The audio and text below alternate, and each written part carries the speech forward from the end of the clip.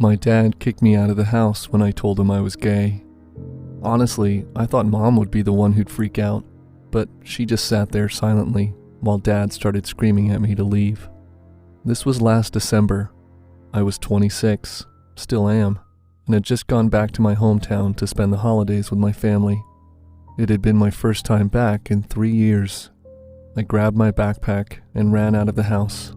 I didn't even get to say goodbye to my little brothers, who had probably heard the entire argument. I got in my car and called my boyfriend back in California. I could barely get the words out because I was crying so hard, but he could tell what had happened. He told me to book myself into a hotel for the night. He said I could drive back in the morning after I calmed down. My family lives in rural Arizona, so there weren't any good hotels nearby. I ended up finding a small one off the highway called Sunshine Hotel. It was a single-story building with faded paint and an empty pool. Normally, I wouldn't be caught dead in a place like this, but I didn't have a choice. I went into the lobby and saw an extremely handsome man working the check-in desk. He looked about my age. His eyes were amber, almost yellow. He smiled and said there were plenty of rooms available.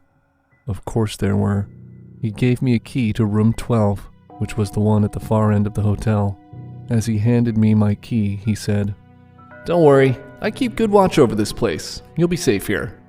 I thought that was a weird thing to say, but I guess he could tell that I'd been crying. My room was as grimy as I'd expected. I dropped my backpack on the table and double-checked that my door was locked. You can never be too careful in a place like this. Just as I went into the bathroom for a long, hot shower, I heard a loud knock on my door. I switched off the water and went to look through the peephole. A woman stood right outside. Her head was lowered, so I couldn't see her face, but she seemed shaky and desperate. "Hello?" I called through the door. She didn't look up. She whispered something. "Are you okay?" I asked. "Please let me in," she whispered. Normally, I would have told her to go away, but I'd just been through one of the worst moments of my life, and I couldn't stand to see someone so desperate standing right outside my doorstep. I wanted to help her. Besides, she seemed small and frail. She didn't look like a threat. Keeping the chain lock in place, I opened the door a few inches.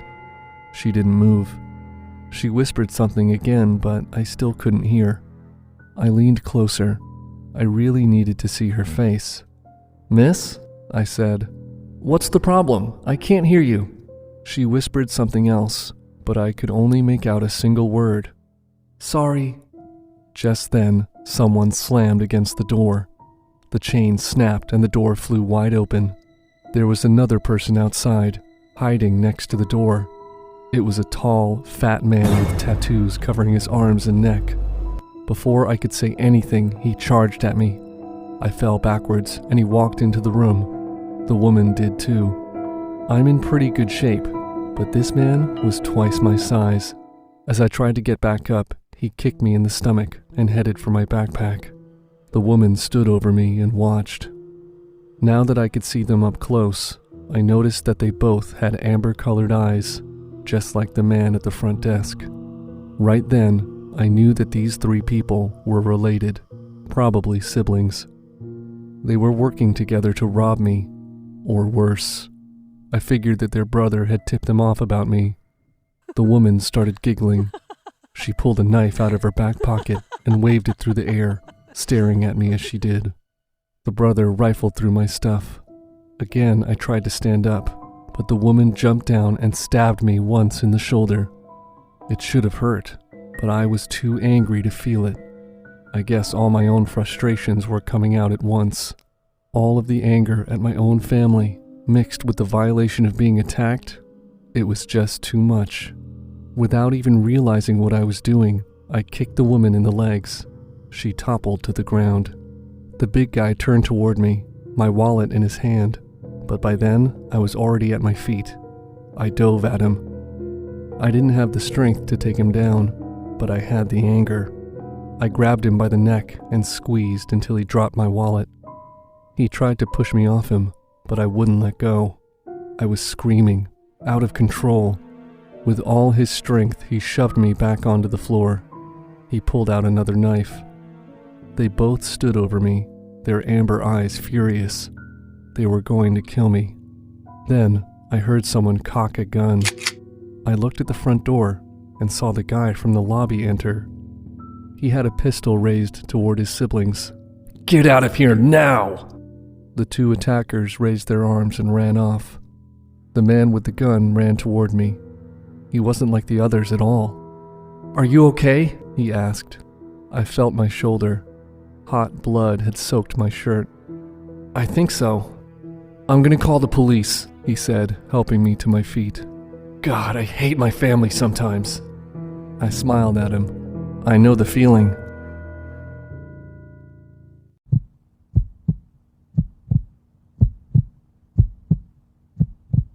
I recently visited a hotel just outside of Wisconsin. I was to attend a very important business meeting, and the location was a 4-hour drive from my home.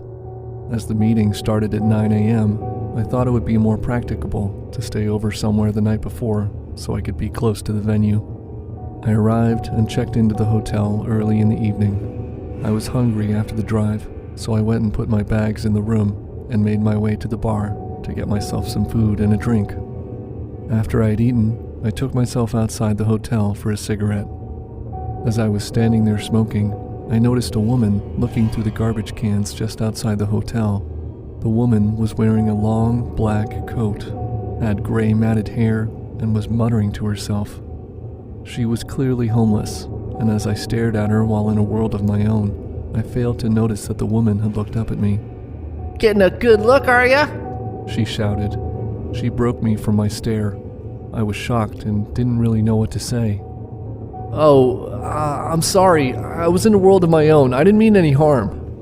I tried to be nice by following my sheepishness with, "If you're hungry, I can buy you some food from the restaurant in the hotel and ask him to wrap it up for you." She looked at me like she wanted to kill me. I was really scared and was unsure at that moment whether I should just run back into the hotel or not. The woman then just looked at me, flipped me off, and said, "I don't need your charity," then turned and walked away. I'm not very good with confrontation, and to be fair to her, I was staring at her while she rummaged around the bottom of a trash can for scraps. That can't be good for anyone without having some stranger stare at you as you do it, so I understood her attitude. I went back inside for another short glass of wine, and then made my way to my room. It wasn't the quietest of hotels. There was banging from the room above, people chatting in the hall as they walked by my room. I think the guy next to me must have had his hearing aids switched off and not realized his TV was that loud. Anyway, I got undressed and climbed into bed, and I soon fell asleep. I woke up in the middle of the night. Things seemed calmer. The traffic in the hall seemed to have quieted down. The room next door must have switched off their TV, but as I listened, I could hear a faint banging sound, almost like a closed fist hitting a window pane repeatedly. I put it down to one of the neighbors and tried to get back to sleep. On and on, the banging continued. I switched on my bedside lamp, and the banging stopped. Almost instantly, as if my light disturbed someone. I went and checked the front door, but no one was there. The hotel was a non-smoking hotel, and I was desperate for a cigarette, but really didn't want to risk running into the trash lady at the entrance. I went out onto the balcony and lit up, smoking as quickly as I could so I didn't get caught. I heard the same banging sound from earlier. This time, it was much louder. As I looked over the balcony, the woman from the trash can was bent over and banging her head on the hood of a car just outside my room. I was only 1 floor up, so she wasn't that far away from me. Then, she stopped. Without me making any sound, she stood up, turned, and glared right at me with this evil smile. I jumped back, hoping she wouldn't see me, but there was no chance. I then slowly and quietly made my way back into my room. She was creepy as hell. I soon fell asleep, and again I was awoken to the sound of banging, but this time it was much louder and much closer. Then I realized it wasn't coming from the door. It was coming from the balcony. I slowly got out of bed and pulled back the drapes to see the woman standing just on the other side of the window. I stumbled back, nearly falling over. I grabbed a dressing gown and ran to the reception. I was escorted back to the hotel room by the hotel's security and on-duty manager, but when we got there, the woman was nowhere to be seen. The manager offered to put me in another room on a higher floor, to which I agreed.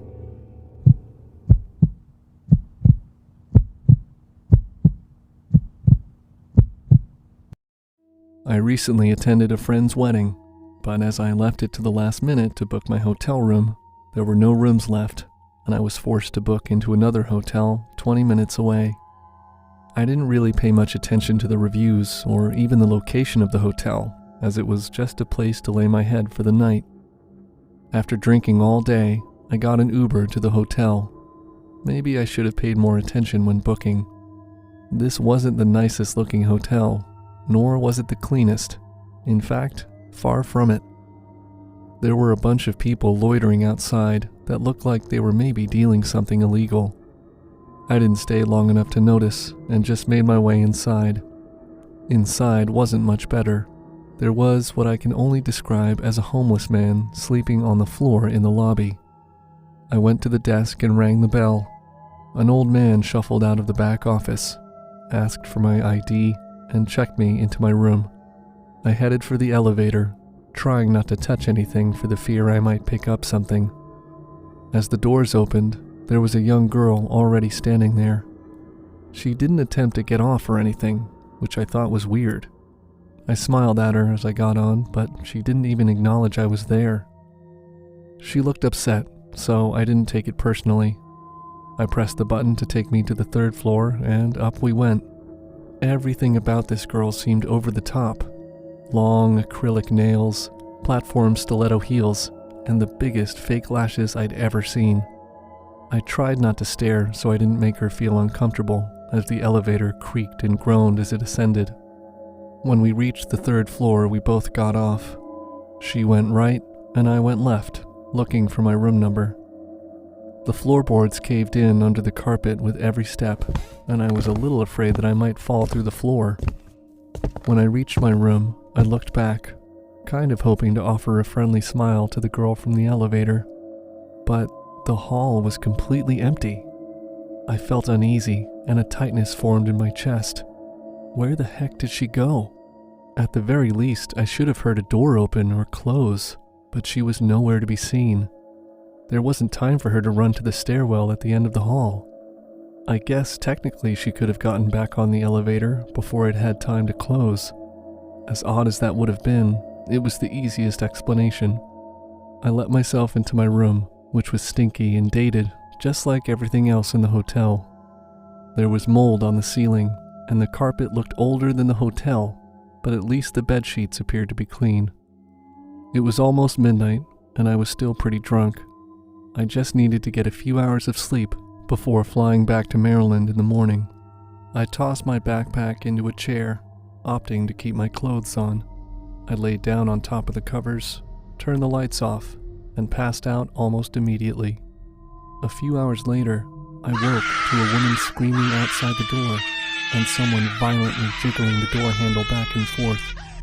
I remember thinking how flimsy that door was. It wouldn't take much for it to break. Then, just as suddenly as it started, the screaming stopped, and so did the door handle. It was so abrupt that my heart was pounding in my ears, and my hands were shaking as I got up to look through the peephole. The hall looked empty. I didn't see anything, so I opened the door just enough for me to look out into the hall, but again, nothing. On the chance that someone actually needed help, I dialed the front desk, but no one answered. I picked up my cell and tried in vain to turn it on, but after taking a gazillion pictures throughout the day, it was completely dead, and I had forgotten my charging cord. I felt over-anxious and anxiety wasn't really something I suffered from. I kept thinking about that girl from the elevator.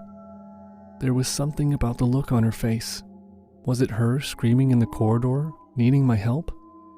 My gut told me that something awful had happened, so after trying the front desk 2 more times, I put my shoes on and took my room key in my backpack, hoofing it down to the front desk. It took like 30 seconds of obnoxiously ringing the bell before the old guy manning the front desk came out. He looked irritated, like I woke him up from a nap. I told him what happened, and he didn't seem all that surprised. I asked him if he was going to call the police, and he just shook his head, saying he would go and check the floor to make sure everything was okay. At this point, I was getting annoyed, but then he explained that other guests on the 3rd floor have mentioned the same or a similar experience, but whenever he goes to check, nothing is out of the ordinary. I'm not sure what happened that night, or if it was anything to do with the lady that miraculously disappeared off the elevator, but regardless, I checked out and went straight to the airport.